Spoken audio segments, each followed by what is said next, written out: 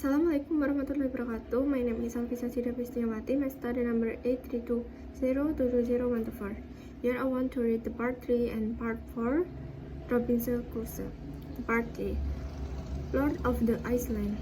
One day, I found among my cat a little bag that had one held carried on board our ship.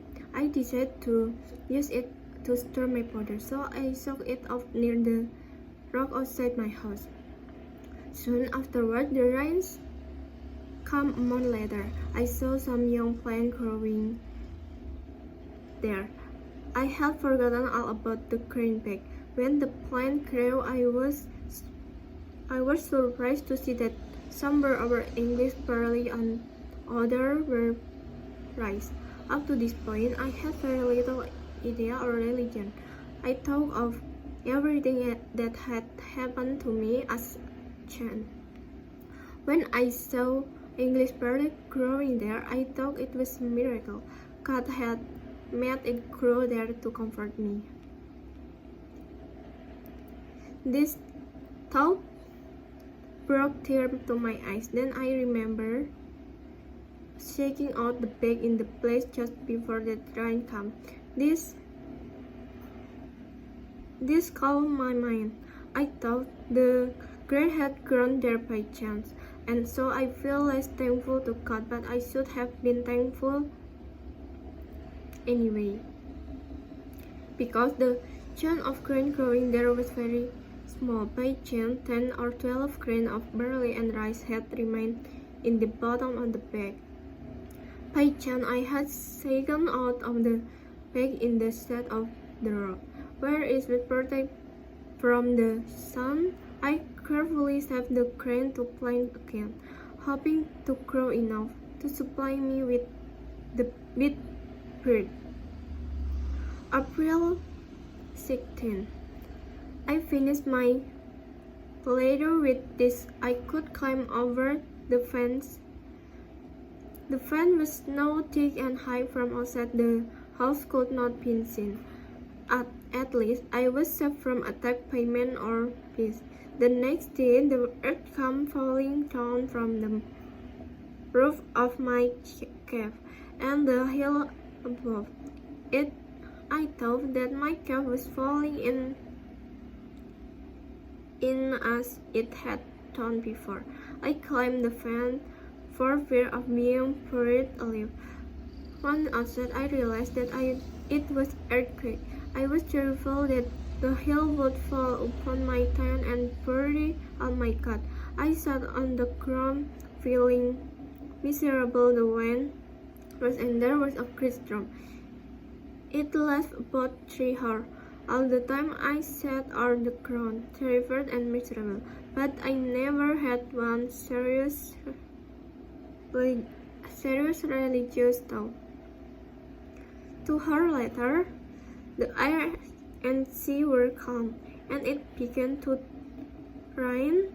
I realized that the storm had been the result of the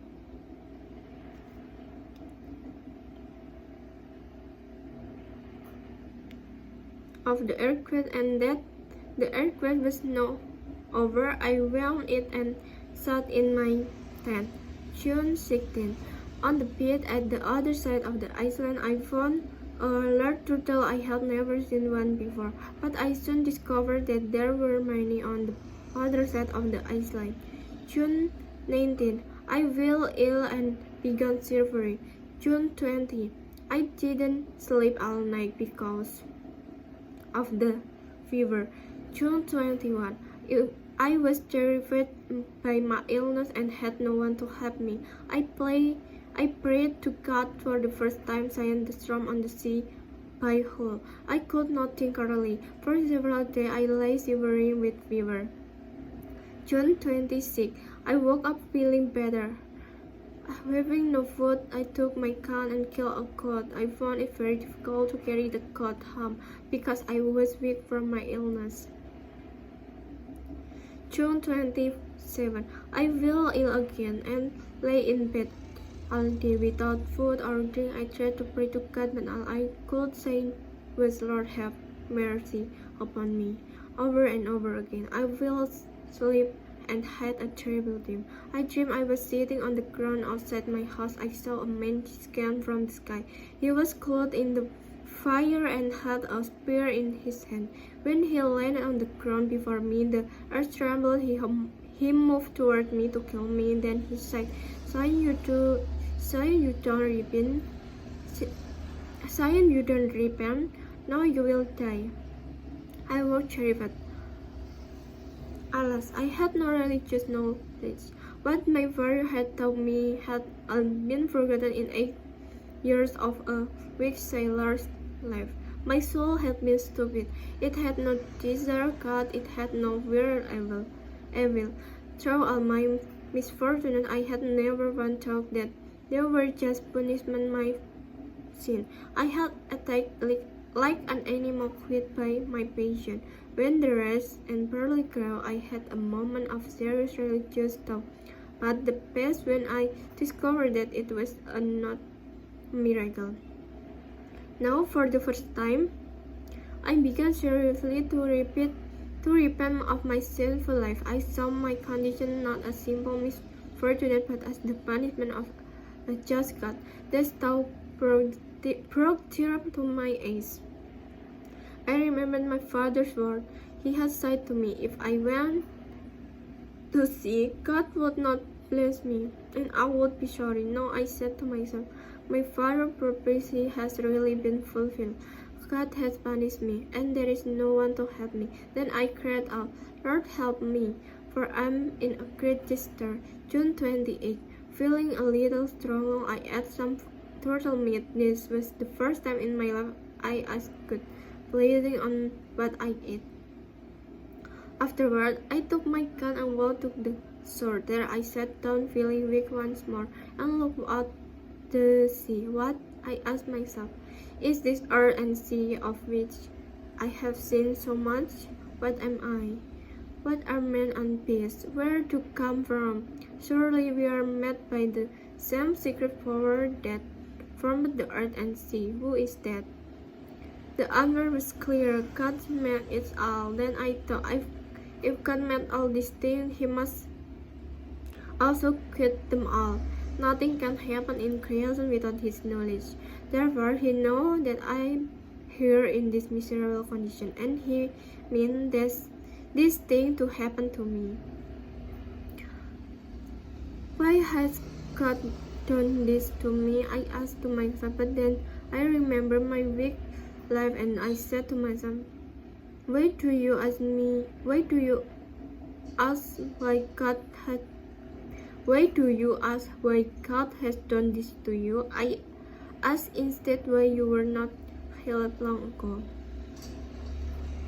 Sadly disturbed by this thought, I went to my chest to look for some tobacco. There I also found people I had taken from the ship. I took one of the people and began to read. The first word I saw were this, call on me in the day of trouble, and I will deliver you, and you will praise me. The words were very relevant to my situation, and I often thought about them afterward. Before going to bed, I knelt down and prayed to God. I asked Him to fulfill the promise of the people and deliver me. I had taken rum and tobacco, so I fell asleep and didn't wake up until about 3 in the afternoon of the next day. When I awoke, I was refreshed and cheerful. July.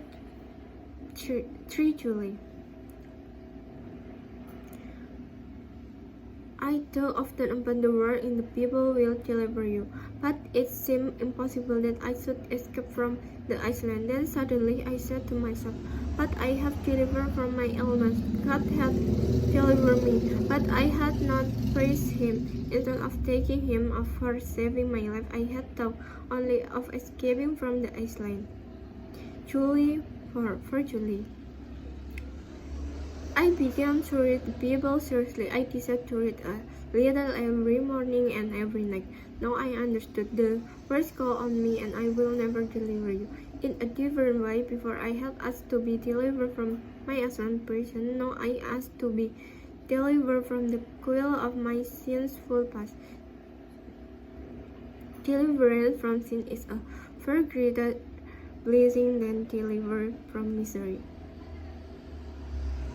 My mind was now calm and comfortable. I had been on this unhappy island for more than 10 months. I believed that no human being had ever come here before. I was lord of the whole island. If I liked, I could call myself king or emperor. I had enough wood to build 20 ships, enough from an army.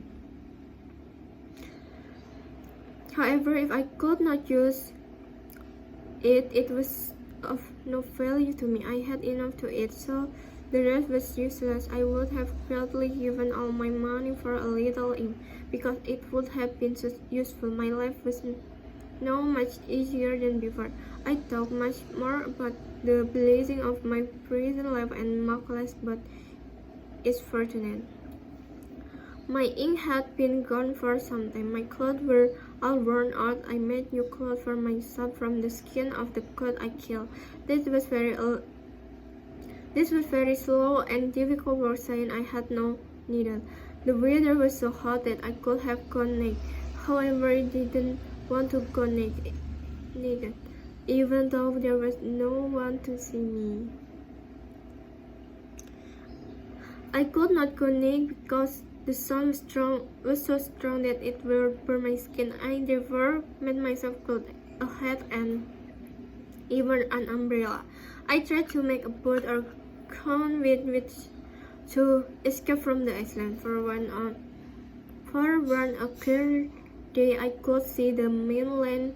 It took me a long time to build the canoe. When it was finished, it was too big for me to move. I could not get it to the shore, and so I left it where I had built it later. I made a smaller boat, but this was not large enough to take me to the mainland. I used it to sail around my island. My life continued in this way for many years. It was an orderly life, filled with the work and praises of God. It was unhappy. I was king of my island. My subjects were the goat, the dog, the cat, and some parrot. I hid them. There were no trouble among my subjects. One day, a unknown small thing happened that changed my life on the island. I found the print of a man's foot on the beach. I stood and looked at the footprint in amazement. I looked around me but saw nothing. I went to higher ground and looked again, but it was the same. I saw no one and no other footprint except that one. I was terrified and went home to hate myself. At first, I thought it must have been the footprint of the devil, for how could a human being have come to this place? I then began to think the print was left by sailors from the mainland. They must have come in canoe and left again. It was very thankful that they had not seen my foot. How strange is the life of man! Today we desire that what tomorrow we fear. Further, I had desired human society. Now I was terrified at the thought that other human being had set his foot upon the island. I took it. Of the word in the Bible, call upon me in the day of trouble, and I will deliver you, and you will praise me. I pray to God to deliver me from danger. Afterwards, I opened my Bible and read, wait on the Lord, and be of good cheer, and He shall strengthen you. Heard out of this word comforted me. I was still afraid. Fear of danger is 10,000 times more terrifying than danger itself. I no longer trust in God as I have before. I have kept my trust in God. I would have been more cheerful in this new disaster. Part 4. Footprint in the sun. I had not been living on the island for 15 years. During all the time, I had never seen another human being. However, savages from the mainland had clearly come to the island, and they might come again. I decided to build a second fence around my house and plant trees outside it, so that no one could enter. Insecure, I had a thick wood around my house. About 2 years after I saw the footprint, I thought I saw a boat in the distance of the western part of the island. Perhaps the savage from the mainland often come to the side of the island. Perhaps God had created me to the eastern side where the savage never come. When I came down to the hill to the shore, I was amazed and horrified to see human skulls and feet lying on the sand. There was pit in the earth where a fire had been made.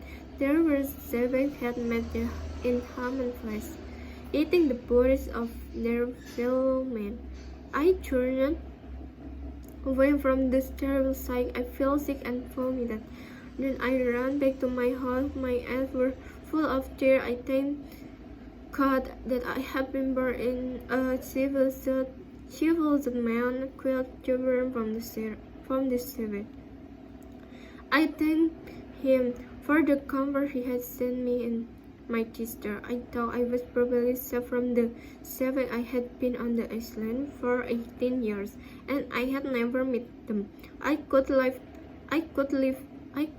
there safely 18 more years if I didn't choose to show myself to them. For 2 years after this, I stayed close to my house. Then I began to go about the island as before, but more cautiously. I did to fire my gun for fear that savage should hurt the soul. Fortunately, I had my time caught and could kill them for me without using my gun. I began to think night and day of killing some of these savages. Perhaps I could rescue their victim. I was horrified by their inhuman feasting. I was full of anger toward them. Sometimes I thought of burning 5 or 6 pounds of gunpowder under the place where they made their fire. When they lit the fire, the gunpowder would explode and kill them. But I didn't want to use so much gunpowder, since I had very little left. Then I thought of waiting for them, hidden from sight, with my gun loaded in the middle of their bloody face. I would shoot at them, and I would be sure to kill many. Then I would run at them with my pistol and sword. Even there were 20 of them, I was sure I could kill them all. This idea pleased me very much. I thought about it so much that I began to dream about it. Every day for 2 or 3 months, I walked for the western side of the island and looked out the sea. All this time, I was willing and eager and to do unto girls. I was ready to kill 20 or 30 next week. I had not given any thought to this sin. I had never asked myself if it was right or wrong. I was fired by my heart of their unnatural custom. When I became tired of watching out for them every day, I began to question my plan.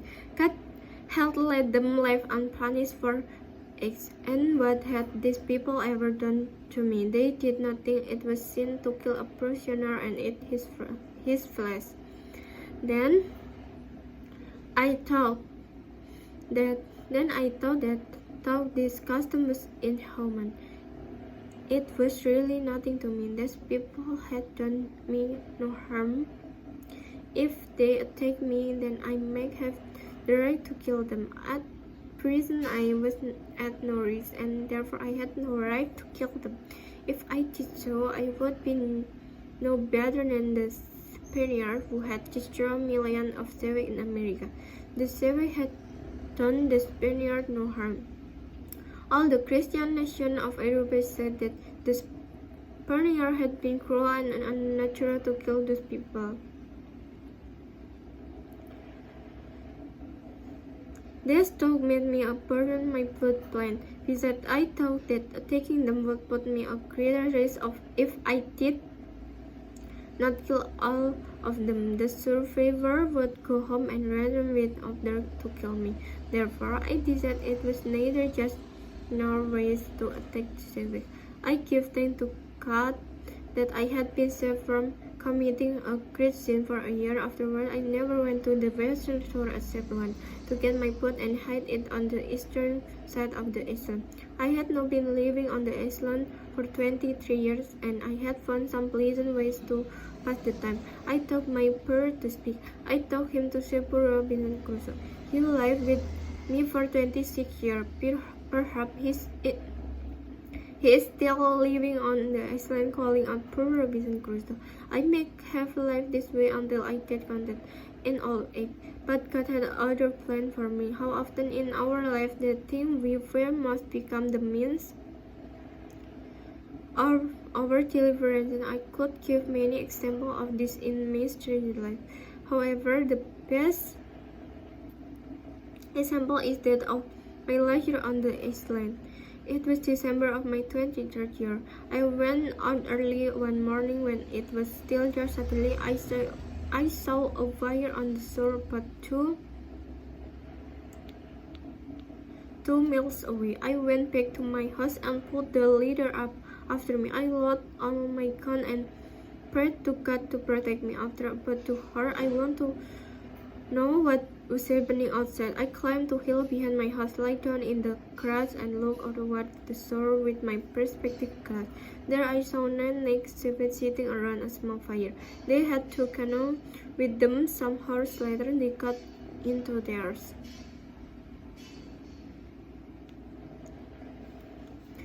Canoe and left the island as soon as they were gone. I took my guns and went to the western side. I saw that there had been 3 more canoes at the place. Looking out to sea, I saw them all rolling back to the mainland, going down to the shore. I saw the remains of their unnatural fish, the blood, the bones, the part of human bodies. I was so filled with anger at this sight that I began again to think about destroying the next seven become dead. It was more than 15 months before they returned to the island. During all the time, I was in a murderous state of mind. I didn't think that if I killed this seven, I would have to also kill the next ones who come, and next, and next, and the next, and the next. In the end, I would be as a murderer as they were, and perhaps much more so. On the 16th of May in 24 years on the island, there was a terrible storm. I was reading the Bible and thinking of my condition. Suddenly, I heard the sound of curtsy. I let my horse run up to the top and the hill. There I saw flash on the fire on the sea and heard the sound of the gun again. It must be a ship in a distress, I thought, firing her guns to call for help. I could not help them, but I thought that they might help me. Therefore, I put a fire on the hilltop. I was sure that the people on the ship had seen my fire, because as soon as I lit it, they fired the gun again. The next morning, I saw that the ship were cut. Perhaps the people on board were all dead, or perhaps they had escaped in a boat and been blown away from the island toward the open sea. If so, they would die of starvation, even though they might be thinking of eating one another. I was thankful that God had chosen to save me alone out of all those who had been drowned in the sea. But I was also sad, so that I cried out, "Oh, if one person had been saved out the ship and had escaped to this island, I would have had a companion, someone to talk to in all my time and on the island. I never had so strong desire for human society. I was in a great despair of, oh, if just one had been saved." I cried over and over again, but it was not to be. A few days later, I saw the body of the Ronald boy come on shore, which made me very sad. I took my boat and went out to the wreck. There I found no living soul, but I brought back more cat, about 1,100 pieces of egg and some cat. I stored this cat in a cave on the island. For the next 2 years, I lived quiet and continuously on the island. Yet all the time I was imagining way to escape to Squan again. I was example of the common weakness of mankind. We are never satisfied with what God has given us, and this makes us miserable. One night I dreamed I was going out in the morning from my house. On the shore I saw two cannons and 11 sailors coming to land. They had with them another sailor, and they were going to kill and eat him. Suddenly their prisoner began to run as fast as he could. He ran to the thick woods in front of my house to hid himself. Seeing that he was alone, I saw myself to him. He knelt down before me and begged me to help him. I saw him the leader and took him into my house. He became my servant. Then I thought I could go to the mainland with this man to quit me. I was full of joy. But when I found it was only a dream, I felt very sad. This dream gave me the idea that my only hope of escape was to get a sailor. If possible, I would rescue one of those they brought over to it. This could only be done by killing all the other sailors, and my heart trembled at the thought. However, my desire to escape was so strong that finally I decided to watch out for the sailors again. For about a year and a half, I watched. No one came to the island in all the time. Then one morning, I saw 5 cannons on the shore. I climbed to hid myself in the grass and watched them with my perspective glass. There were about 30 of them. They had fueled a fire and were dancing around it. As I watched, they brought the 2 prisoners from the boat to be killed. One of the prisoners fell down, and the sailors began cutting him up from the face.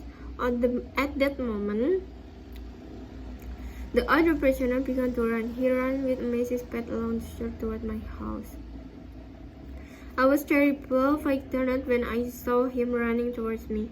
I thought that all the others would follow him. My dream seemed to be coming true. When I saw that only 3 men were pursuing him, I felt less frightened. Their prisoner came to the river, jumped in, and swam across. When his prisoner came to the river, one of them stopped and turned back. For clearly he could not swim. The other swam across the river, but not so quickly as the prisoner had done. I thought that God was calling me to save this poor creature's life. I thought that by saving his life I would get a servant and perhaps companion. I took my gun and ran down to the shore. I cried to the prisoner, and at first he was frightened of me. Slowly I walked toward the 2 who followed me. I hit the first one with my gun. Having knocked this fellow out, I walked toward the other. I saw that he had a spear. He was ready to throw it at me. Therefore, I had no choice but to shoot him. Took his soul that but his enemies had fallen. The poor servant was frightened by the sound of my gun. I called to him and met encouraged sign. The poor creature was trembling. He walked toward me slowly. When he came close to me, he knelt on the ground and kissed the earth. He then put his head upon the ground. He took my foot and placed it upon his head. I helped him to his feet and encouraged him. The servant I had knocked down now began to move. I pointed to him to show my servant that his enemy was not dead. My servant spoke some words to me. I didn't understand them, but I enjoyed listening to them. They were the first words spoken to me by any human being for over 25 years. I pointed my gun and the saber on the ground. My servant touched the sword at my side as if asking to use it. I gave it to him, and he ran to his enemy and cut off his head with one blow. When he had done this, he came back to me, longing, and gave me my sword. Then he buried the bodies in the sand. Afterward, I took my servant to my cave and gave him food and water. I made sign to him that he should sleep and pointed to the blanket where I often slept myself. He was a strong, handsome fellow, about 26 years old. He had a pleasant face with all the sweetness and softness of a European, especially when he smiled. When he awoke, he made many signs of thankfulness to me for saving his life. I saw him that I was pleased with him. Then I began to speak to him and teach him how to speak to me. First, I told him that his name would be Friday, which is the name of the day on which I saved his life. I told him to call me master. I stayed with him in the cave all that night. The next morning we went out. We came to the place where we had buried the two men. Friday made sign to me that we should dig them up and eat them. I made sign of vomiting and let him know how much I had the idea. I then led him to the top of the hill to see if his enemies were still on the island. The Sabbath and their canoe were gone. We went down to the place where they had been. I was horrified, and the sight but Friday didn't seem disturbed by it. The place was covered with human bones and blood. I saw 3 skulls with 5 hands and the bone of 3 whole legs and feet. I made Friday put the skull and bones into a pile and burn them. I could see that he still wished and to eat some of the flesh. When he had done this, we went back to our house. I made clothes for Friday. Then I built a tent for him between the first fence and the second.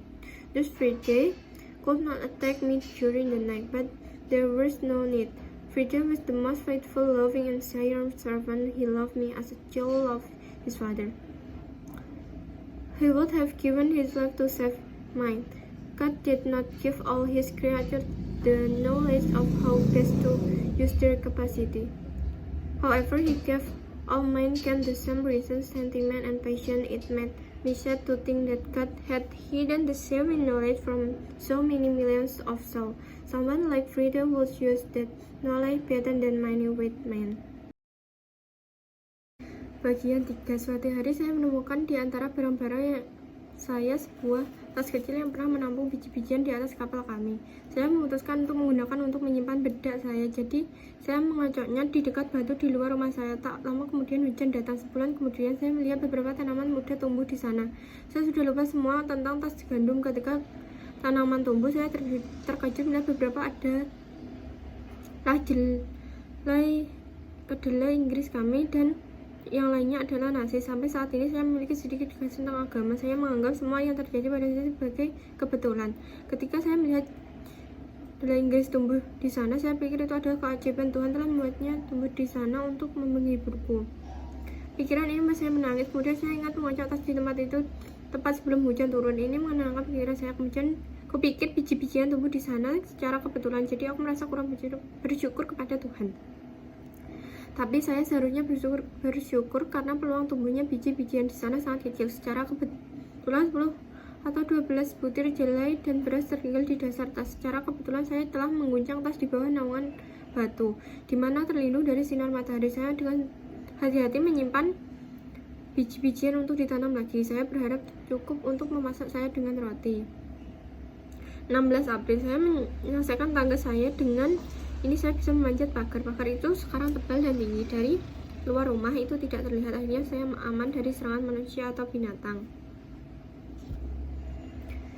Keesokan harinya bumi jatuh dari atap gua dan bukit di atasnya. Saya pikir bahwa gua saya runtuh seperti yang telah terjadi sebelumnya. Saya memanjat pagar karena takut dikubur hidup-hidup. Begitu berada di luar, saya menyadari bahwa itu adalah gempa bumi.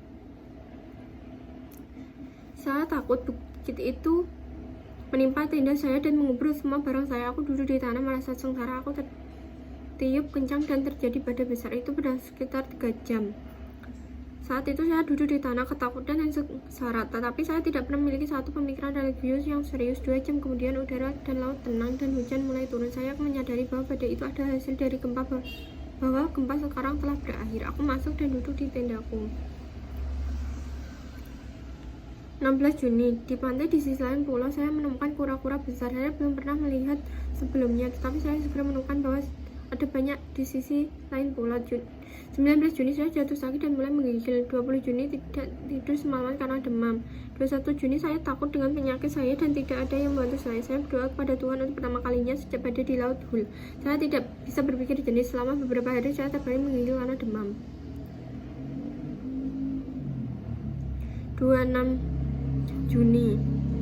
Saya bangun dengan perasaan lebih baik karena tidak punya makanan. Saya mengambil senjata saya dan membunuh seekor kambing. Saya merasa sangat sulit membawa pulang kambing itu karena saya lemah karena penyakit saya. 27 Juni saya jatuh sakit lagi dan terbaring di tempat tidur sepanjang hari tanpa makanan atau minuman. Saya mencoba berdoa kepada Tuhan, tetapi yang bisa saya katakanlah hanyalah Tuhan kasihnya saya. Berulang kali saya tidur dan mengalami mimpi buruk. Saya bermimpi saya sedang duduk di tanah di luar rumah saya. Saya melihat seorang pria turun dari langit. Dia berpakaian api dan memegang tombak dua di tangannya. Ketika dia mendarat di tanah, dia di depanku. Bumi bergetar. Dia bergerak ke arahku untuk membunuhku. Kemudian dia berkata, karena kamu tidak bertobat, sekarang kamu akan mati. Saya terbangun ketakutan. Saya tidak memiliki pengetahuan agama. Apa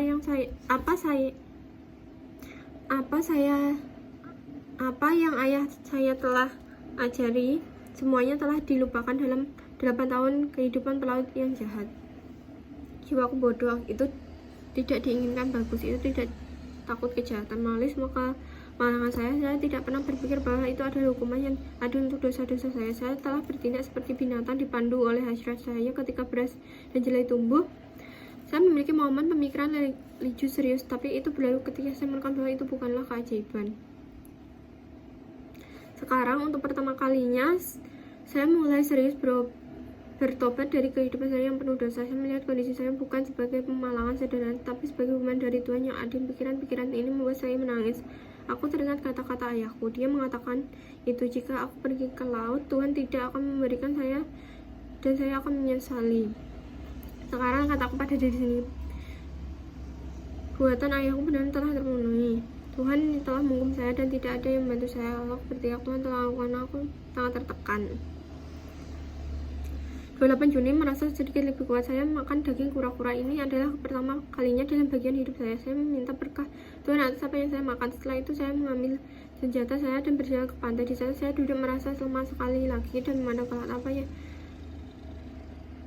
Apa tanyaku pada diri sendiri. Bumi dalam begitu banyak kulihat ini. Siapakah aku? Apa itu manusia dan binatang? Dari mana kita berasal? Yang kita diciptakan oleh kekuasaan rahasia yang sama yang membentuk bumi dan laut. Siapa itu? Jawabannya jelas, Tuhan yang menciptakan semuanya. Kemudian saya berpikir, jika Tuhan membuat semua ini, Dia juga harus membimbing mereka semua. Tidak ada yang dapat terjadi dalam ciptaan tanpa sepengetahuannya. Oleh karena itu, Dia tahu bahwa saya ada di sini dalam hal ini. Kemudian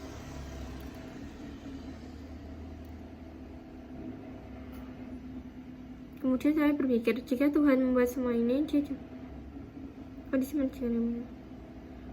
Kemudian saya ingat dalam hidup saya jahat dan saya berkata pada diri saya sendiri, mengapa kamu bertanya, mengapa Tuhan melakukan ini padamu? Sebaliknya, tanyakan mengapa Anda tidak dibunuh sejak lama. Sedih karena tergaul oleh pikiran-pikiran ini, saya pergi ke dada saya untuk mencari tembakau.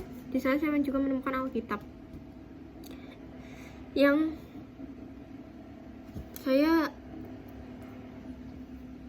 dan mulai membaca Alkitab itu. Kata-kata pertama yang saya lihat adalah ini, panggil saya di hari kesusahan dan saya akan membebaskan Anda. Panggil dan Anda akan memuji saya. Kata-kata itu sangat relevan dengan situasi saya dan saya sering memikirkan. Setelah itu sebelum tidur saya berlutut dan berdoa kepada Tuhan. Saya mintanya untuk memenuhi janji Alkitab dan membebaskan saya. Saya telah minum rum dan tembakau, jadi saya tertidur dan tidak bangun sampai sekitar jam 3 sore. Keesokan harinya ketika saya bangun, saya sangat segar dan ceria.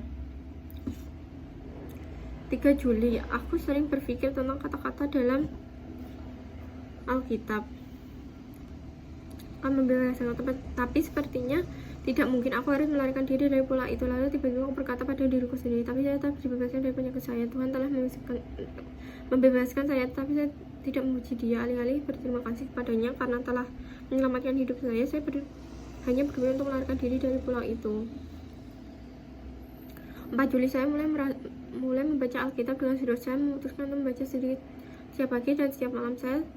Sekarang saya memahami kata-kata panggil aku dan aku akan membebaskanmu dengan cara berbeda. Sebenarnya saya telah meminta untuk dibebaskan dari penjara pulau saya. Sekarang saya minta untuk dibebaskan dari masalah saya yang penuh dosa. Pembebasan dari dosa adalah berkat yang jauh lebih besar daripada pembebasan dari kesengsaraan. Pikiran saya sekarang tenang dan terhibur. Saya telah berada di pulau yang tidak bahagia ini selama lebih dari 10 bulan. Saya percaya bahwa tidak ada manusia yang pernah datang ke sini sebelumnya. Saya adalah penguasa seluruh pulau. Jika saya suka, saya bisa menyebut diri saya raja atau kaisar. Aku punya cukup kayu untuk membuat 20 kapal, cukup makanan untuk satu pasukan. Namun jika saya tidak dapat menggunakannya, itu tidak ada nilainya bagi saya.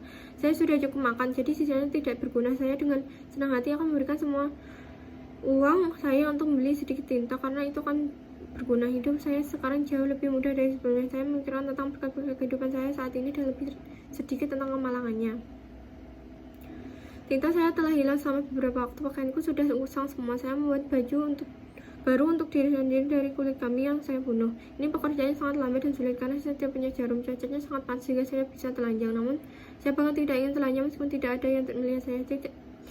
Saya tidak bisa telanjang karena matahari sangat terik hingga membakar kulit saya. Karena itu saya membuat sendiri pakaian, topi, dan bahkan payung. Saya mencoba membuat perahu atau sampan untuk melarikan diri dari pulau, karena pada hari yang cerah saya dapat melihat daratan. Butuh waktu lama membangun kano. Ketika selesai itu terlalu besar bagi saya untuk dipindahkan. Saya tidak bisa membawa ke pantai, jadi saya meninggalkan di tempat saya membangunnya. Belakangan, saya membuat perahu yang lebih kecil, tapi ini tidak cukup besar untuk membawa saya ke daratan. Saya menggunakannya untuk berlayar di sekitar pulau saya. Hidup saya berlanjut seperti ini selama bertahun-tahun. Itu adalah kehidupan yang teratur, penuh dengan pekerjaan dan memuji Tuhan. Saya tidak bahagia. Saya adalah dari pulau saya. Subjek saya adalah kambing, anjing, kucing, dan beberapa burung beo yang telah saya jinakkan. Tidak ada pemberontak di antara rakyat saya. Suatu hari di sekitar siang terjadi sesuatu yang mengubah hidup saya. Di pulau itu saya menemukan jejak kaki telanjang seorang pria di pantai. Aku berdiri dan melihat jejak kaki dengan tajam. Saya melihat sekeliling saya, tapi tidak melihat apa. Saya pergi ke tempat yang lebih tinggi dan melihat lagi, tetap sama. Saya tidak melihat siapapun dan tidak ada jejak kecuali itu saya. Saya ketakutan dan pulang ke rumah untuk menyembunyikan diri. Awalnya aku pikir pasti jejak kaki iblis, karena bagaimana mungkin manusia bisa datang ke tempat ini. Saya kemudian mulai berpikir cetakan itu ditinggalkan oleh orang liar dari daratan. Mereka pasti datang dengan kano dan pergi lagi. Saya sangat bersyukur bahwa mereka tidak melihat perahu saya. Betapa anehnya kehidupan manusia hari ini. Kita menginginkan apa yang kita lakukan besok selama bertahun-tahun. Saya menginginkan masyarakat manusia. Sekarang saya ketakutan mikir bahwa manusia lain telah menginjakan kaki di pulau itu. Saya memikirkan kembali kata-kata Alkitab, panggil aku di hari kesusahan dan aku akan membebaskanmu dan kamu akan memujiku. Saya berdoa kepada Tuhan untuk membebaskan saya.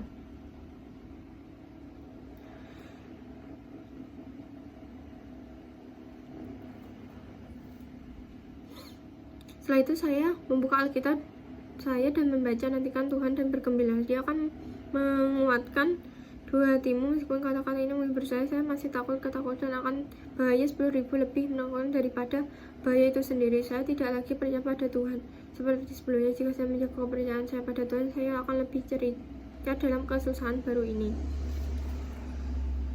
Bagian 4. Saya sekarang tinggal di pulau itu selama 15 tahun. Selama itu aku belum pernah melihat manusia lain. Namun orang liar dari dalam jelas datang ke pulau itu. Mereka mungkin akan datang lagi. Saya memutuskan untuk membangun pagar kedua di sekeliling rumah saya dan menanam pohon di luarnya, sehingga tidak ada yang bisa masuk dalam 6 tahun. Saya memiliki kayu tebal di sekitar rumah saya. Sekitar 2 tahun lalu, setelah melihat jejak itu, saya merasa melihat sebuah perahu di garis kejauhan di bagian barat pulau. Mungkin orang liar dan sering datang ke pulau ini. Mungkin Tuhan telah membimbing ke sisi timur, tempat orang biadab tidak pernah datang. Ketika saya menuruni bukit menuju pantai, saya takjub dan ngeri melihat tengkorak, tangan, dan kaki manusia tergeletak di atas pasir. Ada lubang di bumi, tempat api dibuat. Di sana orang-orang biadab mengadakan pesta dan yang tidak manusia mengangkat tubuh sesamanya. Saya berpaling dan berpandangan mengerikan. Saya merasa mual dan muntah. Kemudian saya berlari ke rumah saya. Mataku penuh dengan air. Saya berterima kasih pada Tuhan bahwa saya telah dilarang sebagai manusia yang beradab yang sangat berbeda dari orang-orang biadab ini. Saya berterima kasih kepadanya untuk kenyamanan telah dikirimkan kepadaku dalam kesusahanku. Saya pikir saya mungkin aman dari orang liar. Saya telah di pulau selama 18 tahun. Saya belum pernah bertemu mereka. Saya bisa tinggal di sana dengan aman 18 tahun lagi jika saya tidak memilih untuk menunjukkan diriku kepada mereka. Selama 2 tahun setelah ini, saya tinggal dekat dengan rumah saya. Kemudian saya mulai berkeliling pulau seperti sebelumnya, tapi lebih hati-hati. Saya tidak menembakkan senjata saya karena takut orang liar mendengar tembakan itu. Untungnya saya memiliki kambing jinak saya dan bisa membunuh mereka untuk diambil dagingnya tanpa menggunakan senjata saya. Saya mulai berpikir siang dan malam untuk membunuh beberapa orang liar ini. Mungkin aku bisa menyelamatkan korban mereka. Saya takut dengan pesta mereka yang tidak manusiawi. Saya Saya sangat marah terhadap mereka.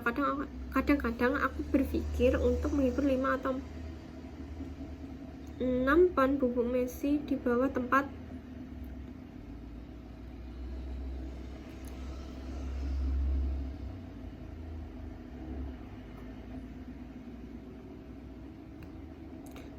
mereka membuat api. Di bawah tempat mereka membuat api.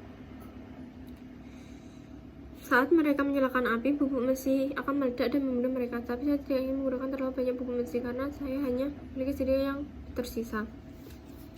Kemudian saya berpikir untuk mengganggu mereka. Terbunyi dari pandangan dengan senjata saya terisi. Di tengah pesta berdarah mereka, saya akan menembak mereka dan saya pasti akan membunuh banyak orang. Kemudian saya berlari ke arah mereka dengan pistol dan pedang saya.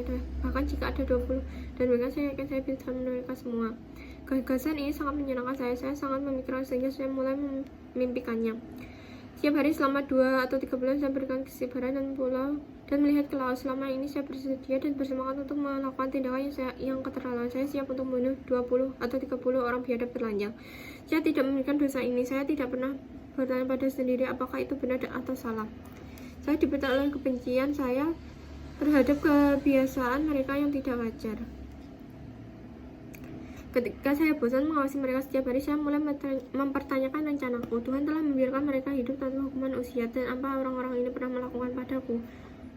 Mereka tidak berpikir bahwa membunuh seseorang tahanan dan memakan daging adalah dosa. Kemudian saya berpikir bahwa meskipun kebiasaan ini tidak manusiawi, namun demikian benar-benar tidak ada apa-apanya bagi saya. Orang-orang ini tidak merugikan saya. Jika mereka menyerang saya, maka saya mungkin memiliki hak untuk membunuh mereka. Saat ini saya tidak beresiko, dan karena itu saya tidak punya hak untuk membunuh mereka. Jika saya melakukannya, saya tidak akan lebih baik dari orang Spanyol yang telah menghancurkan jutaan orang liar di Amerika. Orang biadab itu tidak merugikan orang-orang Spanyol. Semua orang negara Kristen di Eropa mengatakan itu orang Spanyol kejam dan tidak bisa membunuh orang-orang itu. Pikiran-pikiran ini membuat saya meninggalkan rencana berdarah saya. Selain itu, saya pikir menyerang mereka akan menempatkan saya pada risiko yang lebih besar. Jika saya tidak membunuh mereka semua, yang selamat akan pulang dan kembali dengan yang lain dan membunuh saya. Oleh karena itu, kuputuskan tidaklah adil dan tidaklah bijaksana untuk menyerang seseorang yang biadab.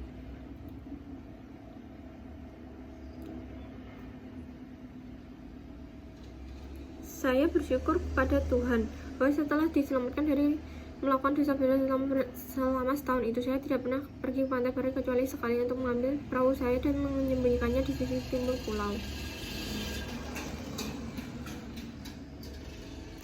Saya sekarang telah tinggal di pulau itu selama 23 tahun. Saya telah menemukan beberapa cara yang menyenangkan untuk menghabiskan waktu. Saya mengajari burung beo saya untuk berbicara. Saya mengajari untuk mengatakan kasihan Robinson Crusoe. Dia tinggal bersamaku selama 26 tahun. Mungkin dia masih tinggal di pulau ini mendoakan kasihan Robinson Crusoe.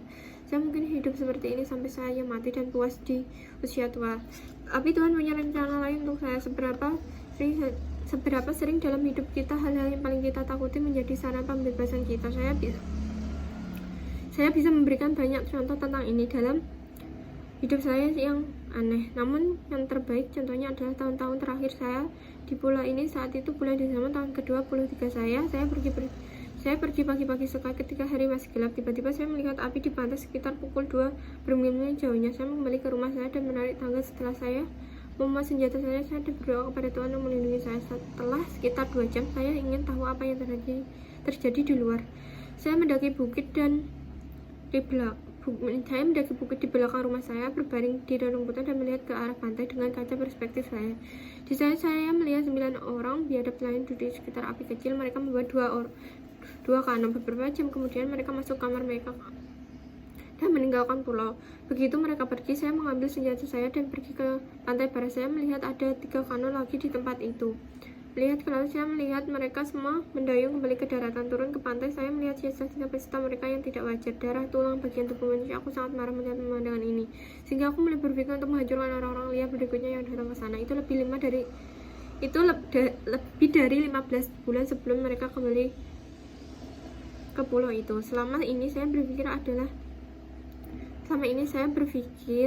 bahwa kondisi pikiran ini membunuh saya. Saya tidak berpikir bahwa jika membunuh orang biadab ini, saya juga harus membunuh orang yang datang berikutnya dan berikutnya dan berikutnya. Pada akhirnya aku akan menjadi pembunuh seperti mereka dan mungkin lebih dari itu. Pada tanggal 16 Mei di tahun kedua saya di pulau itu terjadi badai yang sangat dahsyat. Saya membaca Alkitab dan memikir kondisi saya. Tiba-tiba saya mendengar suara pistol di laut. Aku meninggalkan rumahku dan berlari ke puncak bukit. Di sana saya melihat kilatan api dan mendengar suara senjata lagi. Itu pasti kapal yang sedang dalam kesulitan, pikirku, menembakkan senjata untuk meminta bantuan. Saya tidak boleh membantu mereka, tapi saya pikir mereka dapat membantu saya. Oleh karena itu saya membuat api puncak bukit. Saya yakin orang-orang di kapal telah melihat tembakan saya. Karena itu saya menyalakannya. Mereka menembakkan senjata lagi. Keesokan paginya saya melihat bahwa kapal itu karam. Mungkin orang-orang di dalam sudah mati semua, atau mungkin mereka melarikan diri dengan perahu dan terlempar dari pulau menuju laut lepas. Jika demikian, mereka akan mati kelaparan. Bahkan sekarang mereka mungkin berpikir untuk memakan satu sama lain. Saya bersyukur bahwa Tuhan telah memilih untuk menyelamatkan saya sendiri dari semua orang yang telah tenggelam di laut ini. Tapi saya juga sedih, sehingga saya percaya, jika satu orang telah diselamatkan dari kapal itu dan melarikan diri ke pulau ini, saya akan memiliki teman seorang yang itu diajak berjalan. Sepanjang waktu saya di pulau, saya tidak memiliki keinginan begitu kuat untuk masyarakat manusia. Saya sangat tertekan, jika hanya satu yang saya mengambil perahu. Saya sangat tertekan, jika satu orang selamat. Saya menangis berulang kali, tapi tidak terjadi. Beberapa hari kemudian saya melihat tubuh seorang anak laki yang tenggelam datang ke pantai. Yang membuat saya sedih, saya mengambil perahu saya dan pergi ke bangkai kapal. Di sana saya tidak menemukan jiwa yang hidup, tapi saya membawa kembali lebih banyak barang. Seketika 1100 keping 8 dan beberapa emas. Saya menyimpan barang-barang ini sebuah gua di pulau. Selama 2 tahun berikutnya saya hidup dengan tenang dan hati-hati di pulau itu. Namun selama ini saya membayangkan cara untuk melarikan diri. Jadi sekali lagi saya ada contoh kelemahan umum umat manusia. Kita tidak pernah puas dengan apa yang Tuhan telah berikan kepada kita, dan ini membuat kita sengsara. Suatu malam saya bermimpi saya akan keluar di pagi hari dari rumah saya. Di pantai saya melihat 2 sampan dan 11 orang liar datang ke darat. Mereka memiliki orang biadab lain dan mereka akan membunuh dan memakannya. Tiba-tiba tahanan mereka mulai berlari secepat mungkin. Dia lari ke hutan lebat depan rumahku untuk bersembunyi. Melihat dia sendirian, saya menunjukkan diri saya kepadanya. Dia berlutut di depanku dan mohon agar aku membantunya. Saya menunjukkan kepadanya tangga dan banyak ke rumah saya. Dia menjadi pelayanku. Kemudian saya berpikir saya bisa pergi ke daratan dengan pria ini untuk membimbing saya. Saya terbangun dengan penuh kegembiraan, tapi ketika saya menemukan itu hanya mimpi, saya merasa sangat sedih. Mimpi ini beri saya gagasan bahwa satu-satunya harapan saya untuk melarikan diri adalah menjadi orang biadab. Jika mungkin saya akan menyelamatkan salah satu dari mereka yang mereka bawa untuk dimakan. Ini hanya bisa dilakukan dengan membunuh semua orang liar lainnya, dan hatiku bergetar memikirkannya. Namun keinginan saya untuk melarikan diri begitu kuat sehingga akhirnya saya memutuskan untuk mewaspadai orang-orang liar itu lagi. Selama sekitar 1,5 tahun saya menonton tidak ada yang datang ke pulau itu sepanjang waktu. Kemudian suatu pagi saya melihat 5 kano di pantai. Saya mendaki bukit menyembunyikan diri saya di rerumputan dan mengamati mereka dengan kaca perspektif saya. Ada sekitar 30 dari mereka menyalakan api dan menari mengelilingnya. Saat saya melihat mereka membawa 2 tahanan dari perahu untuk dibunuh, salah satu tahanan jatuh dan orang-orang biadab mulai memotong untuk pesta mereka. Pada saat itu tahanan lainnya mulai berlari. Dia berlari dengan kecepatan luar biasa di sepanjang pantai menuju rumah saya.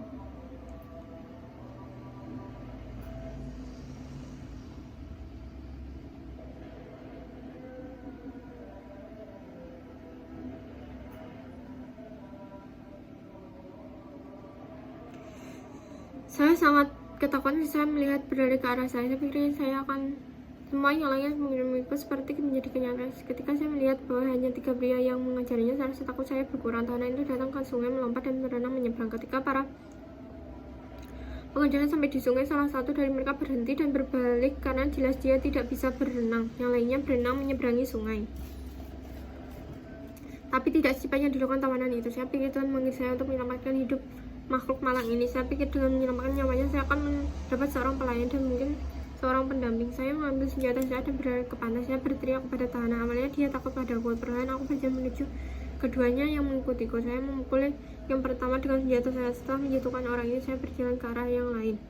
Saya melihat dia memiliki tombak. Dia siap melemparkannya ke arahku. Karena itu saya tidak punya pilihan selain menembaknya. Meskipun dia melihat bahwa kedua musuhnya telah jatuh, orang biadab yang malang itu katakan oleh saya senjataku. Saya memanggilnya dan membuat tanda-tanda yang membesarkan hati. Makhluk malang ini gemetar. Dia berjalan ke arah perlahan. Ketika dia mendekati saya, dia berlutut di tanah dan menyium bumi. Dia kemudian meletakkan kepalanya di atas tanah. Dia mengambil kakiku dan meletakkan di atas kepalanya. Saya membantunya berdiri dan mendorongnya. Orang biadab yang telah kurobohkan sekarang mulai bergerak. Saya menuju ke arahnya untuk menunjukkan kepada orang-orang biadab saya bahwa musuhnya belum mati.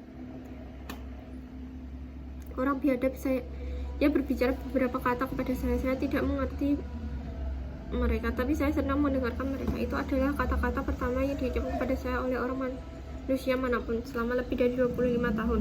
Saya mengarahkan pisau saya ke orang liar di tanah. Saya menyentuh pedang di sisi lainnya, seolah-olah meminta menggunakannya. Saya memberikan kepadanya, dan dia lari ke musuhnya, menenggal kepalanya dengan satu pukulan. Ketika dia telah melakukan ini, dia kembali kepadaku, tertawa dan memberikan pedangku. Kemudian dia mengubur mayat-mayat itu di pasir. Setelah itu saya membawa saya ke gua saya dan memberinya makan dan air. Saya membuat tanda kepadanya bahwa dia harus tidur. Dia menunjukkan selimut di mana saya sering tidur sendiri. Dia ada pria yang tampannya yang kuat, berusia sekitar 26 tahun. Dia memiliki wajah yang menyenangkan dengan semua kemanisan dan kelembutan orang Eropa, terutama saat dia tersenyum. Ketika dia bangun, dia membuat banyak terima kasih kepada saya yang telah menyampaikan hidupnya. Saya menunjukkan kepadanya bahwa saya senang dengannya. Kemudian saya mulai berbicara dengannya dan mengajari cara berbicara kepada saya. Pertama, saya mengatakan kepadanya bahwa namanya adalah hari Jumat, yang merupakan nama hari di mana saya menyelamatkan hidupnya.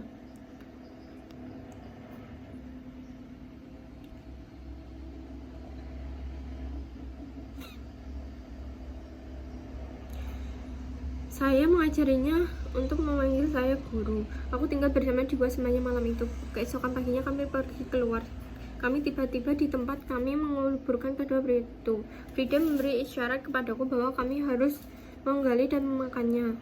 Saya membuat tanda-tanda muntah dan memberitahu dia betapa saya memiliki kegagasan diri. Saya kemudian membawanya ke puncak bukit untuk melihat apakah musuhnya masih ada di pulau itu. Orang-orang biadab dan kano mereka telah pergi. Kami pergi ke tempat di mana mereka berada. Saya melihatnya, tapi Frida seperti tidak terganggu oleh tempat itu penuh dengan tulang dan darah manusia. Saya melihat 3 tengkorak, 5 tangan dan tulang dan di 3 atau 4 kaki dan kaki. Saya membuat Frida meletakkan tengkorak dan tulang ke dalam tumpukan dan membakarnya. Saya dapat melihat bahwa dia masih ingin makan daging. Ketika kami telah melakukan ini, kami kembali ke rumah kami. Saya membuat pakaian untuk Frida. Kemudian saya membangun tenda untuknya di antara pagar pertama dan kedua. Jadi Frida tidak bisa menyerang saya pada malam hari. Tapi tidak perlu. Frida adalah hamba yang paling setia, penuh kasih dan tulus. Dia mencintaiku seperti seorang anak mencintai ayah. Dia akan memberikan nyawanya untuk menyelamatkan nyawaku. Tuhan tidak memberi semua makhluknya pengetahuan tentang cara terbaik untuk menggunakan kemampuan mereka, namun dia memberi semua umat manusia alasan, sentimen, dan nafsu yang sama. Saya sedih memikirkan bahwa Tuhan telah menyembunyikan pengetahuan yang menyelamatkan dari jutaan jiwa. Seorang seperti Frida akan menggunakan pengetahuan itu lebih baik daripada banyak pria kulit putih.